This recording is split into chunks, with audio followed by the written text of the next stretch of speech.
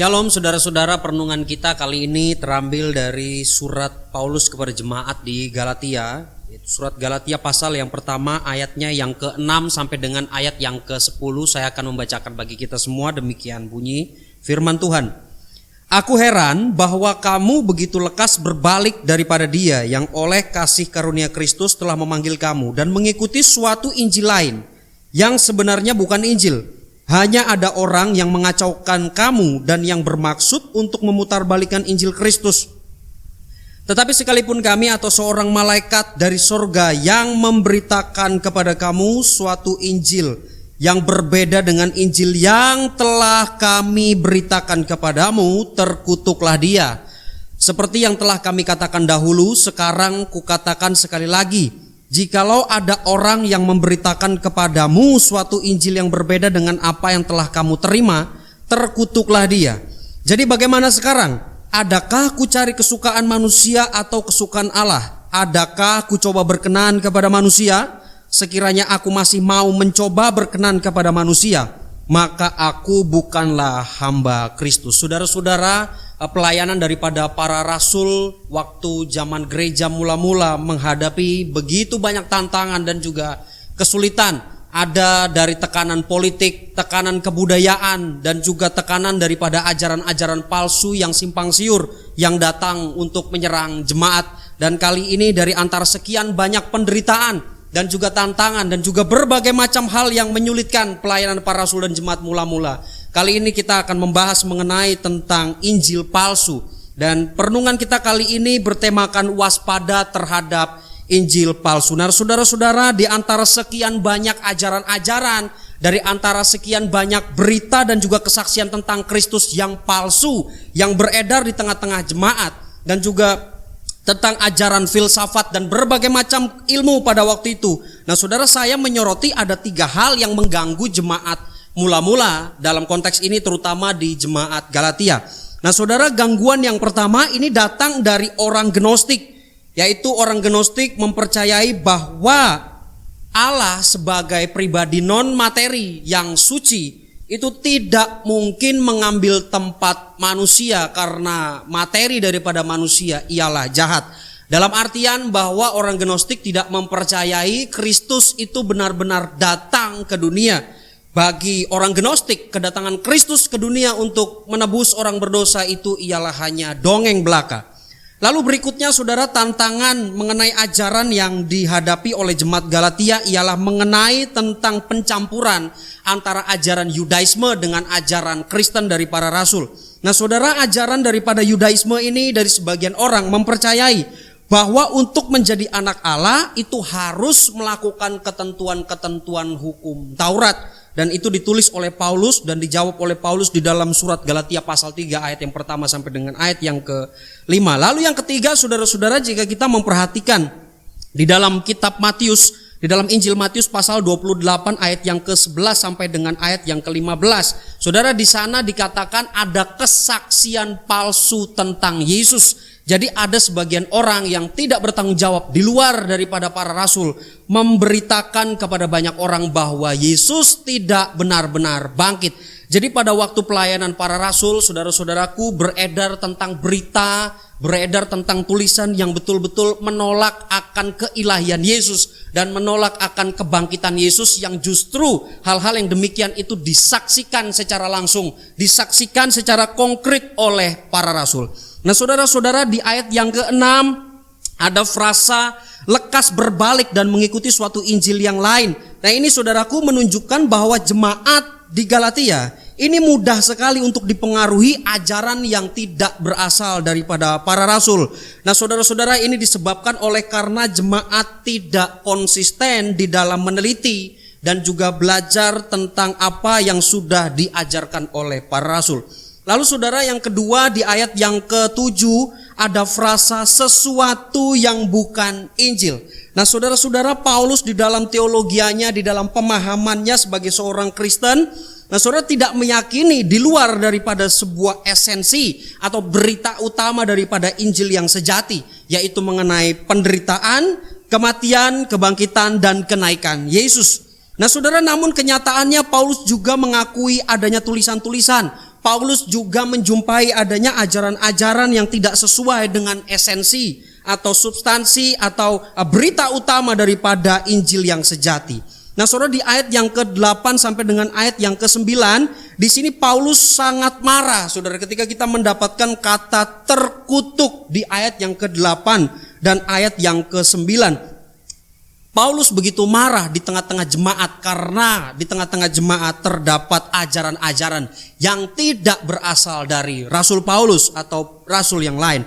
Nah, saudaraku, kata terkutuk ini di dalam bahasa asli Yunani menggunakan bentuk nominatif, di mana pengertian gramatika daripada arti kata terkutuk atau anatema dalam bahasa Yunani. Nah, ini saudara memiliki arti bahwa memang ada oknum yang secara aktif, ada pribadi yang hidup yang secara aktif yang memberi kutuk. Dan saudara, di sini pribadi atau oknum yang aktif memberi kutuk ini secara konkret adalah Paulus. Dan saudara, ketika saya mencoba untuk mengkaji kata anatema lebih jauh, nah saudara, ternyata kata ini juga digunakan oleh para filsuf dan juga sastrawan Yunani kuno. Dan kata anatema ini juga bisa diartikan sebagai lebih baik tidak usah hidup atau tidak pernah hidup.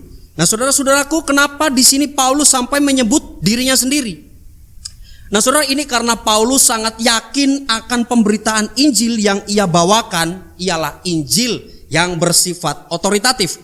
Apa yang membuat Paulus yakin? Saudaraku, yang pertama yang membuat Paulus yakin ialah bahwa nubuatan dalam kitab para nabi, yaitu nubuatan di dalam nabi-nabi perjanjian lama. Nah, saudara, di dalam penafsiran Paulus, di dalam alam berpikir dan teologi Paulus, ini mengarah kepada Yesus.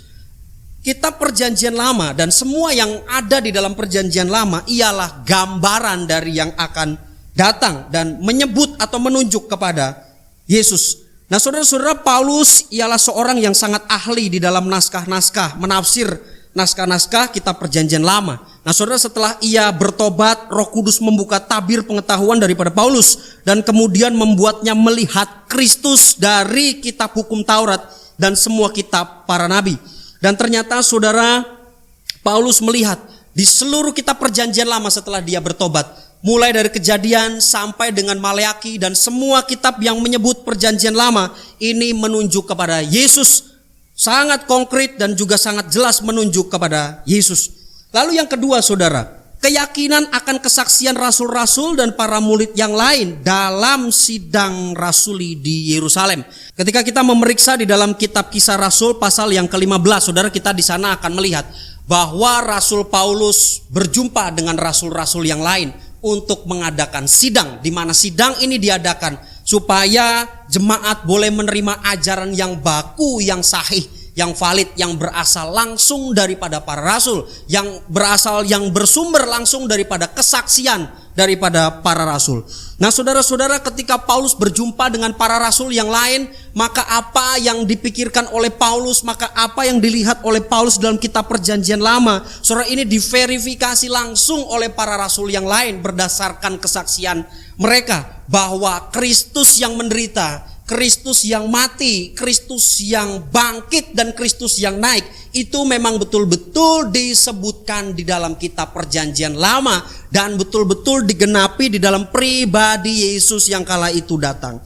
Nah, saudara, lalu yang ketiga, apa yang membuat Paulus yakin bahwa penyataan langsung oleh Tuhan Yesus sendiri kepada Paulus pada waktu detik-detik pertobatannya, dan ternyata ini juga diafirmasi oleh Ananias sebagai mentor rohani daripada Paulus pada waktu awal mula pertobatannya. Jadi saudara, kita bisa melihat di sini bahwa Paulus sangat yakin. Paulus tidak berdiri sendiri di dalam kesaksiannya akan Kristus, tetapi Paulus meyakini kesaksian akan Kristus daripada semua hal yang nampak di dalam perjanjian lama. Ini diafirmasi, ini dikonfirmasi oleh para rasul langsung di dalam sidang para rasul, karena para rasul yang lain itu menyaksikan bahwa Kristus telah benar-benar menderita, benar-benar mati, benar-benar bangkit, dan benar-benar naik. Nah, saudara, di sini Paulus juga sempat menyinggung tentang malaikat. Nah, kenapa pula di sini Paulus menyinggung malaikat? Nah, saudaraku, saya ingin bertanya kepada kita semua, siapakah yang menampakkan diri kepada Yusuf menjelang kelahiran Yesus? Tentu malaikat. Nah, saudara, siapakah yang menyampaikan dan memberi kabar kepada para gembala kala itu? Yaitu malaikat. Siapa yang datang melayani Yesus setelah ia melewati puasa 40 hari dan cobaan iblis? Malaikat. Siapa yang datang menghampiri Yesus ketika ia berdoa di Taman Getsemani? Malaikat. Siapa yang memberitahu Maria Magdalena dan Maria ibu Yesus bahwa Yesus bangkit? Malaikat. Siapa yang meneguhkan para murid akan kenaikan dan kedatangan Yesus yang kedua kali saat Yesus terangkat? Malaikat. Saudara-saudaraku, di dalam kesaksian Paulus dan di dalam kesaksian rasul yang lain, dan kita mendapati di dalam Alkitab sendiri bahwa malaikat mengawal setiap jengkal isi daripada berita Injil. Jadi malaikat tidak mungkin berdusta. Tentang kelahiran Yesus sampai dengan kenaikan Yesus surga itu disaksikan oleh malaikat. Sehingga Rasul Paulus bersama dengan para rasul yang lain beserta dengan para malaikat itu tidak mungkin berdusta. Lalu saudara, siapakah di sini yang disebut terkutuk oleh Paulus? Maka saudara, kita bisa melihat di dalam Matius pasal yang ke-7 ayatnya yang ke-21 sampai dengan yang ke-23, ini disebutkan oleh Yesus bahwa dia yang harus enyah dari hadapan Allah karena tidak melakukan kehendak Allah di dalam pemberitaan yang asli akan Injil yang sejati, yaitu dia yang memberitakan Injil palsu. Nah saudara-saudaraku, di ayat yang ke-10, apakah Injil palsu ini, saudara? Yaitu Injil yang waktu itu beredar. Semua Injil palsu yang beredar pada zaman pelayanan para rasul ialah Injil yang hanya terfokus kepada hal-hal yang sifatnya sangat lahiriah. Itu sebabnya Paulus menyebutkan di ayat yang ke-10, jadi bagaimana sekarang, adakah ku cari kesukaan manusia atau kesukaan Allah? Ternyata saudara, berita-berita Injil yang mengelilingi jemaat pada waktu itu, yang membuat bingung jemaat pada waktu itu, saudara, itu ialah Injil yang hanya berpusat kepada kesukaan manusia belaka. Nah saudara, Injil demikian tidak pernah menyentuh pada bagian yang paling esensial, hal yang paling sejati dari kehidupan Kristen yang bisa dimaknai dari zaman ke zaman, yaitu penggenapan akan penderitaan, kematian, dan kebangkitan, juga kenaikan Kristus. Nah saudara-saudaraku, Alkitab pada zaman para rasul waktu itu memang mungkin belum lengkap seperti zaman kita hari ini, seperti yang kita terima sekarang ini, terutama tentang beredarnya pada waktu itu tulisan-tulisan yang menolak akan kebangkitan dan kenaikan Yesus. Nah saudara, waktu itu para rasul, termasuk Rasul Paulus dalam konteks ini jemaat Galatia, memang disulitkan oleh orang-orang yang tidak bertanggung jawab. Alkitab memang belum lengkap pada waktu itu.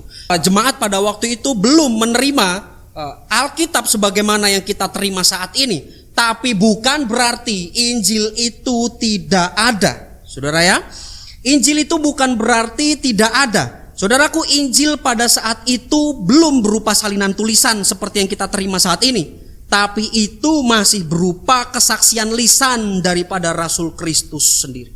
Nah saudaraku, inilah yang disaksikan oleh para rasul di sepanjang sisa hidup mereka, yaitu tentang penderitaan Kristus, tentang kematian Kristus, tentang kebangkitan Kristus, dan tentang kenaikan Kristus. Dan ini bisa kita periksa di dalam Kisah Rasul pasal yang ke-17 ayat yang kedua sampai dengan ayat yang ketiga, Kisah Rasul pasal yang ke-26 ayat 22 sampai dengan ayat yang ke-23, dan 1 Korintus pasal 15 ayat 1 sampai dengan ayat yang ke-11. Saudara-saudaraku, Injil palsu merupakan kesaksian atau ajaran rekayasa dari orang-orang yang sama sekali tidak berpijak kepada kesaksian para rasul.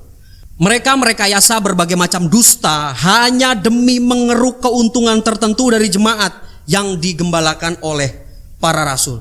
Nah saudara, berdasarkan teguran daripada Rasul Paulus ini, kita boleh belajar dua hal. Yang pertama saudara, ajaran sesat dari Injil palsu yang tidak bersumber dari kesaksian para rasul tidak hanya terjadi di zaman pelayanan para rasul, tapi juga terjadi di zaman-zaman berikutnya, di zaman pelayanan daripada bapak-bapak gereja, dan juga terus terjadi sampai dengan hari ini. Nah saudara, nasihat yang boleh kita terima, kita belajar dari Rasul Paulus sendiri dan bahkan keadaan jemaat pada waktu itu. Nah maka saya mendorong kepada kita semua, jangan sampai kita lalai, jangan sampai kita lengah, dan jangan sampai kita ceroboh di dalam menerima berbagai macam ajaran yang ada di dunia ini, bahkan ajaran di dalam gereja yang membuat kita berbalik dari Injil Kristus yang sejati, yaitu Injil yang sumbernya hanya dari kesaksian para rasul, yaitu Kristus yang menderita, Kristus yang mati, Kristus yang bangkit, Kristus yang naik, Dan ini semua betul-betul disaksikan secara konkret oleh para rasul. Lalu yang kedua, saudara, ajaran sesat dari Injil palsu ini yang tidak bersumber dari kesaksian para rasul disidangkan oleh para rasul. Dan kemudian sidang ini diterus lanjutkan oleh bapak-bapak gereja, yaitu suksesi para rasul dari abad ke abad dalam sidang-sidang yang saat ini kita kenal sebagai konsili apostolik.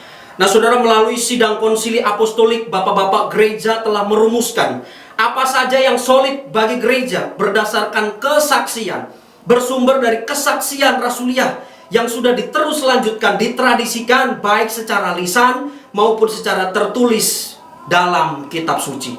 Nah, saudara-saudaraku, kita perlu mewaspadai diri dari Injil palsu yang sama sekali tidak rasuliah dengan mengujinya. Apakah itu sesuai dengan kitab suci? Dan ataukah itu sudah sesuai dengan ajaran daripada bapak-bapak gereja yang sudah bersidang dan berkonsili selama berabad-abad untuk menentukan ajaran yang solid bagi gereja. Nah, saudaraku, sebagaimana Paulus memvalidasi dan juga memverifikasi ajarannya berdasarkan apa yang disaksikan oleh para rasul mengenai Kristus dalam sidang rasuliah, maka hendaknya, saudaraku, kita juga demikian, agar kita tidak tertipu atau terbawa oleh ajaran palsu yang menyesatkan dan membinasakan. Saudara-saudaraku, mungkin sebagian orang percaya Yesus itu Tuhan. Mungkin sebagian orang atau bahkan sebagian pengajar-pengajar percaya kalau Yesus itu Tuhan, yaitu Yesus yang menderita, Yesus yang mati, Yesus yang bangkit, dan Yesus yang naik. Tapi saudara-saudaraku, selain mereka mempercayai Yesus yang demikian di dalam berita Injil, tapi kita juga melihat ada sebagian orang yang percaya ikut Yesus pasti sukses, ikut Yesus pasti kaya secara materi. Nah, saudara-saudaraku, hal-hal yang demikian ini hanya menyenangkan telinga manusia belaka. Yang sebenarnya kalau kita mau jujur, kalau kita mau setia kembali kepada ajaran para rasul, maka kita akan mendapati bahwa mulai dari Tuhan Yesus sendiri, para rasul dan bapak-bapak gereja tidak pernah mengajarkan Injil yang demikian. Saudaraku, justru di dalam kepenggiringan kita akan Kristus, para rasul dan bapak-bapak gereja telah menunjukkan teladan bahwa mereka telah memikul salib dan menyangkal dirinya sepanjang kepenggiringan mereka akan Kristus. Nah, saudara-saudaraku, di dalam teladan daripada Rasul Paulus, kita melihat bahwa Rasul Paulus sedemikian ketat di dalam pengajarannya dan memverifikasi pengajaran dan juga penafsirannya terhadap kitab Perjanjian Lama itu berdasarkan kesaksian daripada para rasul. Hendaknya kita juga demikian, kita tidak lalai, kita tidak lengah, dan kita tidak ceroboh di dalam menerima berbagai macam ajaran. Hendaknya kita tidak begitu sembarangan, saudara, menerima ajaran yang simpang siur yang ada di luar sana. Hendaknya kita menguji, hendaknya kita memverifikasi dan memvalidasi apa yang kita imani dan juga ajaran yang kita terima, apakah itu sesuai dengan ajaran para rasul yang sudah disidangkan oleh para rasul dan kemudian oleh bapak-bapak gereja. Harap saudara ini boleh menjadi teguran bagi kita supaya kita boleh berhati-hati di dalam pemikiran kita, di dalam cara-cara kita menafsir kitab suci, dan di dalam cara-cara kita mendengar setiap ajaran dan ceramah-ceramah yang ada di luar sana. Kiranya Tuhan memberkati kita semua dan meneguhkan langkah kita di dalam kepenggiringan kita akan Kristus. Soli Deo Gloria, Tuhan Yesus memberkati.